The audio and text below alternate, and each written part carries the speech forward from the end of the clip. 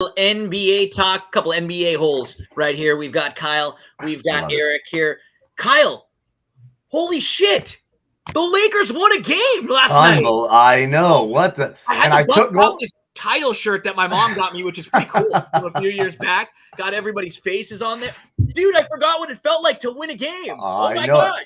I mean, I've just been on the train like fading the Lakers every day. So I bet Golden State even 5.5. I was having a great night in UFC. Yeah. And then I completely forgot about the game. To be complete, my brother was here watching the fights. Goes, holy shit, the Lakers won.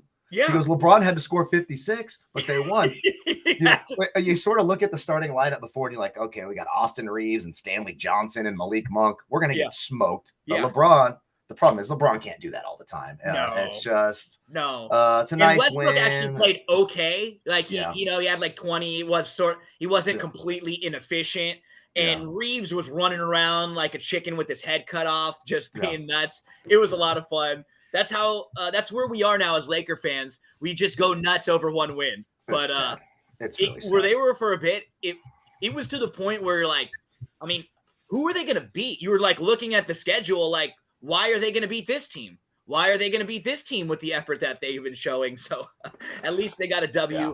But what I think that it showed more than we were kind of joking about the Lakers getting a win is it showed that one of the two teams in the West up top, one of them that we're going to talk about right now, they're in a little bit of trouble. Yeah, absolutely. Golden State and Phoenix, Erik. We've been talking about this now for a couple weeks because both of these teams are banged up. We've seen Golden State now. They are not remotely close to the same team without Draymond. Klay Thompson, everybody just sort of assumed he was going to come back and be two-way Klay Thompson.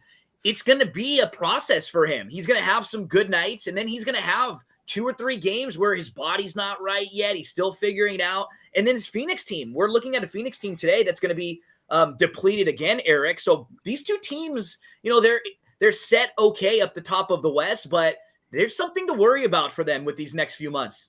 It's completely different than what we've been used to for the last couple of years with the West being like the dominant division. Now it's flipped. The East is where everyone's at. Absolutely. The West is completely up for grabs. I mean, I could easily see like a 7th seed knocking off whoever's in that 2 line, Golden State, especially if Draymond's not there. Klay's coming off some serious leg injuries. For as good as Jordan Poole's been the last couple of games, I think every team is on the West could lose first round. It's going to be completely wide open.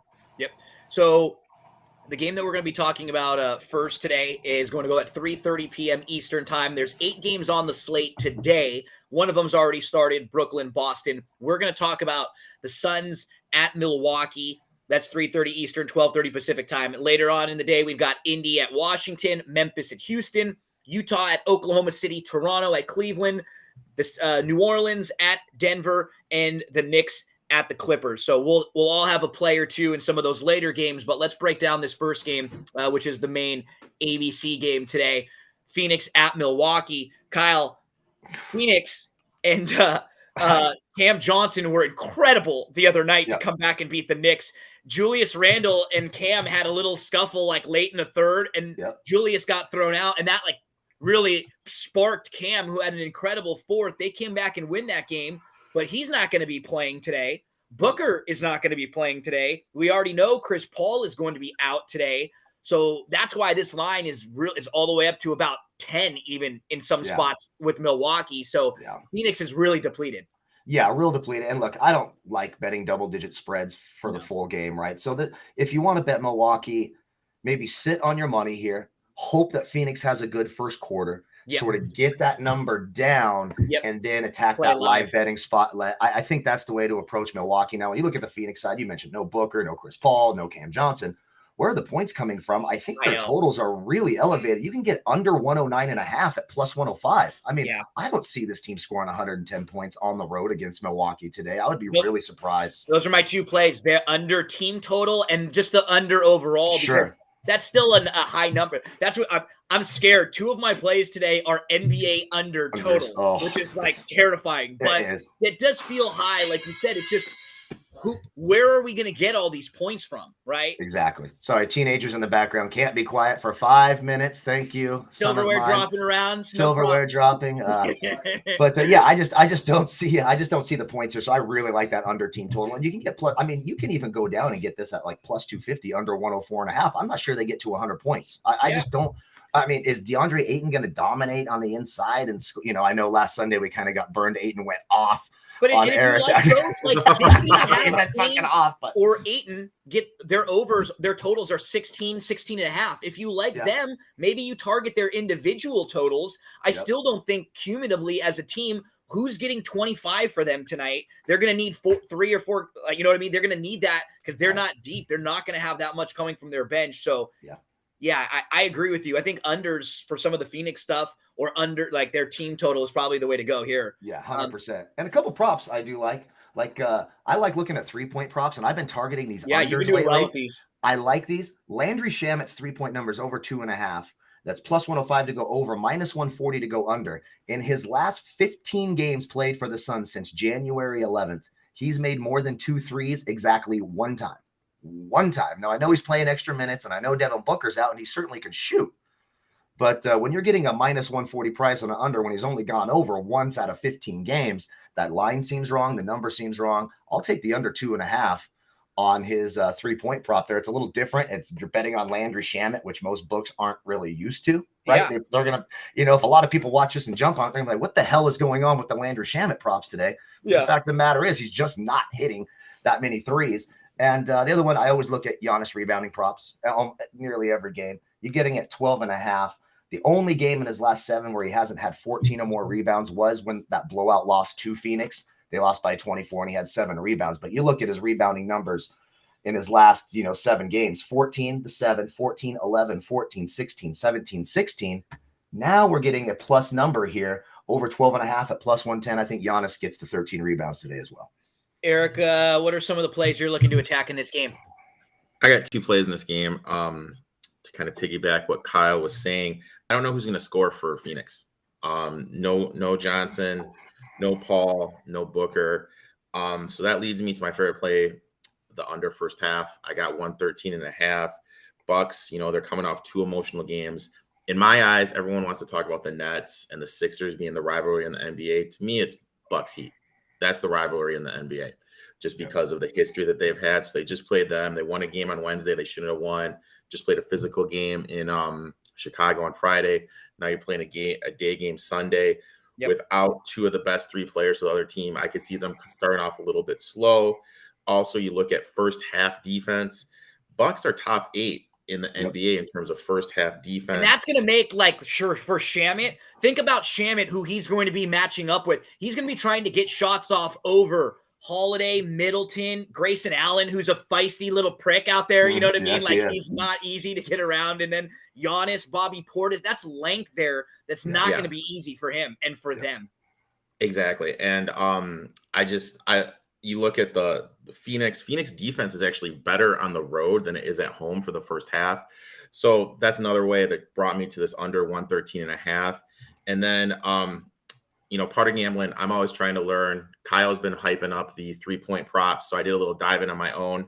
Love it. Drew Holiday in 6 of his last 10 games, he's gone over 2.5 threes. I found that at plus 166. So I like that one in. Nice. I like that a lot. That's there we go. One, a little elevated there. And you were kind of hitting on something too. It's funny because with the team that Phoenix is going to play, they're going to have a tough time, I think, scoring, because you think about these players, they're not a lot of create themselves players, right?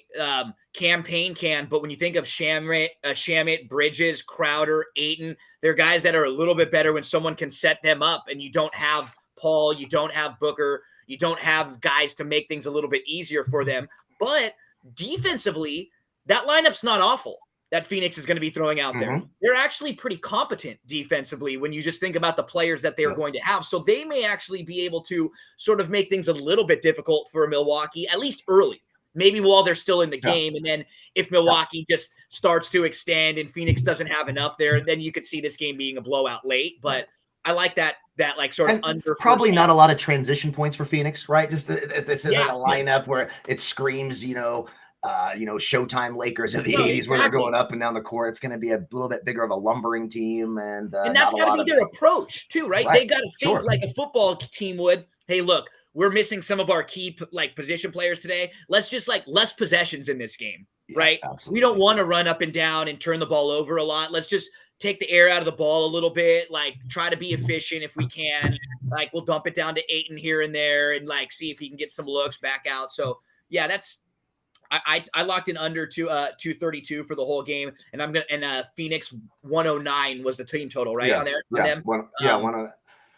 So I might do like you said too. I'm gonna look around for a little elevated one too before we lock in. Maybe I can get that down to 105 ish. Yeah, because I think it just makes sense. Let me double check it, but I thought I saw under 104.5 plus 250 plus 275. I'm like, absolutely. I think that makes a lot of sense. Especially just a half. If you like that, you put a half unit or sprinkle something even smaller on that for a plus. Just that way, if your opinion's really right, you can capitalize on it, but you don't get crushed if you're, that's a little too much, Absolutely. So, and taking unders in the NBA, like you said, is terrifying. Yeah.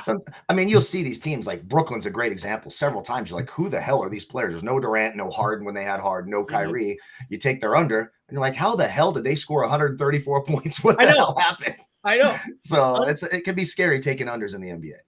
Unbelievable. This is the NBA Finals rematch. Bucks going for their 4th win in a row. Suns coming off that really cool, awesome win against the Knicks, but they are in some trouble because Cam Johnson has been the one that's been really picking up the slack as of late. I think he's been averaging 20 plus points in the last 6 or so coming off that monster effort. And without him there, in addition to everyone else, there's going to be a lot of pressure on Campaign to make things happen for everyone. And he's undersized going against trying to find passing lanes with the length of this Bucks team. That might be pretty difficult for them today. Anything else to mention on this game, fellas, before we move on? That's pretty much it for me. Yeah. That's it for me too. And unfortunately, the Sunday marquee games, this one is going to be a little bit marred. Maybe Phoenix can be feisty and keep it close, but obviously this game would be much more of a sexy marquee finals matchup if Booker, Johnson, Chris Paul were all out there. So absolutely, a little bit of a bummer, but plenty other games on the slate today. Just got to give a shout out. I'm not going to have any plays in this game, but our guy, Kyle Kuzma, has been just tearing it up as of late for Washington. They play against the Indy later today, but just in a DFS standpoint, props and stuff, he has been doing a little bit of everything because he just has to. There's so few actual scorers and playmakers there now. Once Beal's not playing, they traded Dinwiddie. They traded a couple guys and brought back a player that's not even playing. So he's just Porzingis is supposed to play today. Okay, he's supposed to make his debut today. Yeah. Good. Okay, so it's a little bit weird, Kuzma, right? It's weird, especially you played DFS for a while. You're like, wait, I'm paying $9,000 for Kyle Kuzma now. I'm used to paying $4,600 for this guy and hoping he hits a few threes. Now he's a 50-point guy every night. But I will caution at his price on FanDuel today, which is the only one. On DraftKings, it's a single game.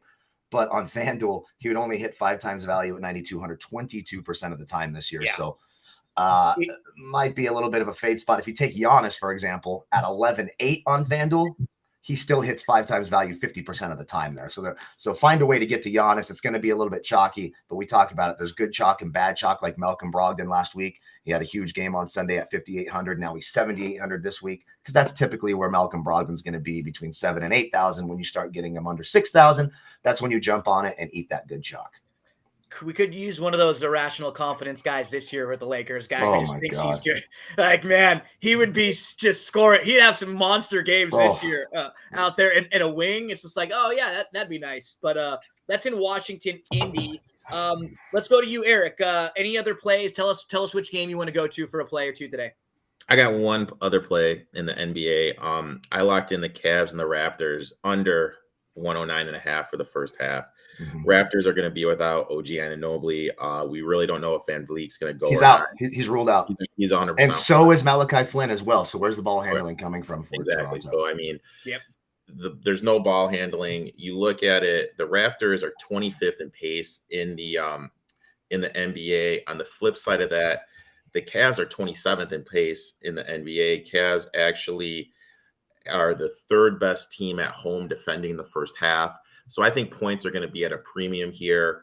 I just like this play. I think this place is a little bit under the radar. Another one of mine is I went under in the Memphis-Houston game. This one is all the way up to 237 now. Oof. That just seems really high. It is. Memphis is on a back-to-back.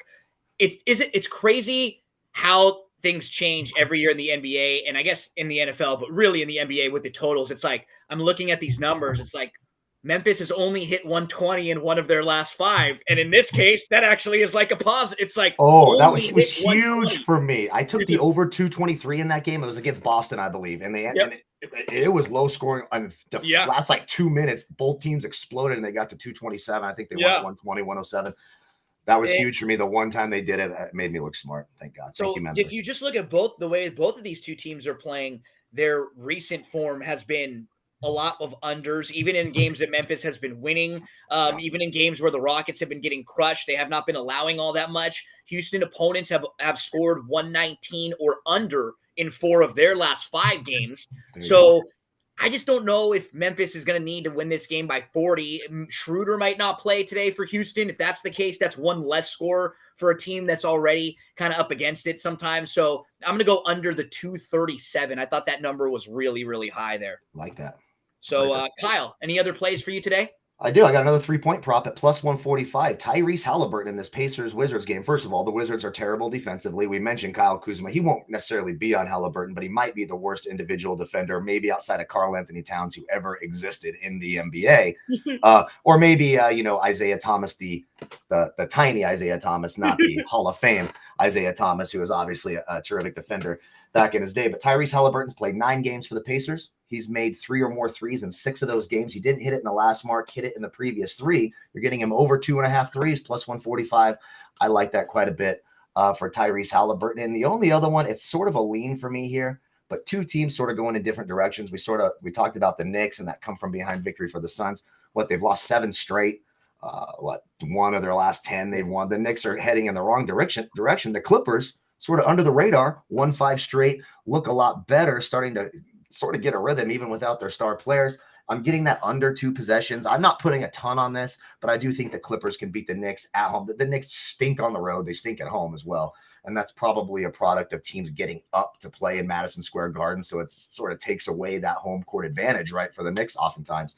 But minus 5.5, I think the Clippers get it done here. And I sort of lean the over in that one, over 220.5 as well. Okay, you and I are going to have to bet a joint on that game because I'm going the opposite way. That's one of my – we got a joint bet on that game. So here's some of my reasoning for going the other way. Now, mainly, you're absolutely right. The Knicks have been putrid.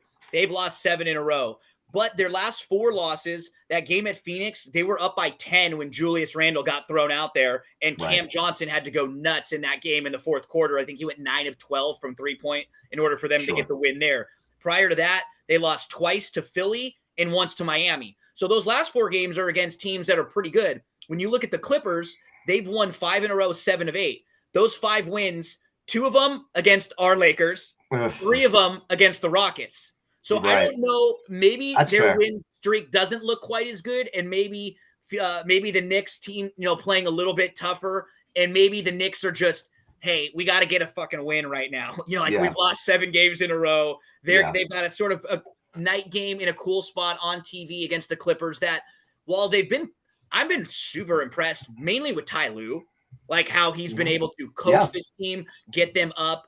I don't think the Clippers are good as a team. They overachieve, and they are just like they're just well coached, a bunch of guys that play hard, that try hard, but I don't think they're necessarily fantastic. So joint bet straight up on the game. Well, now I'm nervous as shit. So thank you very much for that. I appreciate that. So now, 5.5. If you're playing with the Clippers on Kyle's side, look for the best that you can get. If you can get a 5-ish around there, if you're playing on my side, see if you can get like a 5.5 or so with the Knicks on that one.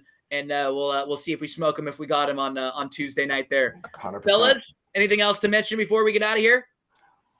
No, that's not. I'd keep an eye on the CJ McCollum 3-point prop at 2. It's over 2.5 minus 115. Now he's there's 3 of his last 4. He's only gotten to 2.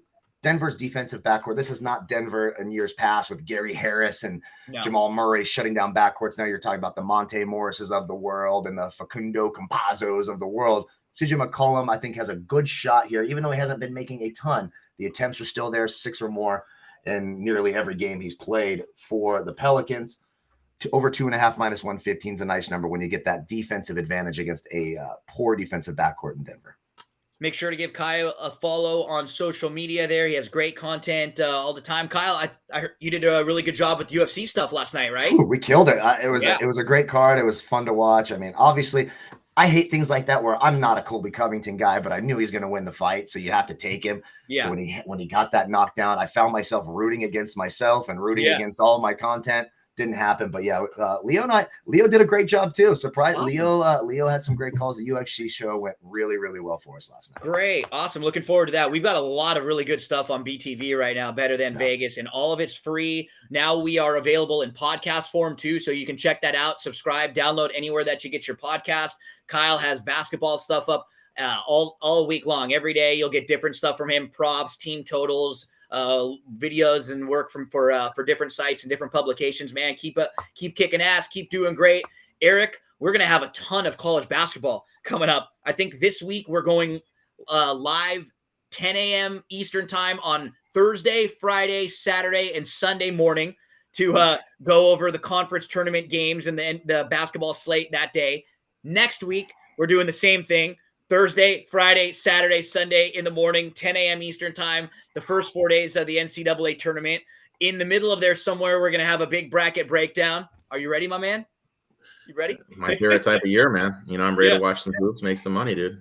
Awesome. I got to watch that because I don't know shit about college, and I can't have Kurt Angle kicking my ass because I'm a shitty teammate. No, it's perfect. It's perfect. We're going to help you out. We'll get everybody set up because there's so many people. That's how I was for a long time, where you shift to whatever the big focus of whatever sport it is, right? It goes from football, then football ends, and then it's sort of like, okay, now I can watch college basketball for a little while, and I got to get all caught up. So we'll help everybody. If you've been paying attention all year, you'll enjoy it. If you have only watched one game, don't worry. We'll get you set up. We'll make sure that if you go to a party or you're talking brackets with your friends, that you won't sound stupid. So we'll make sure that's what I need. Badly need it. Everything's free at BTV. Flip those notifications on for Better Than Vegas. Everyone, you have an awesome Sunday. I'm going to get the drinks flowing right now myself. Yeah, it's on. It's on today. There we go. It's on. Fellas, let's make some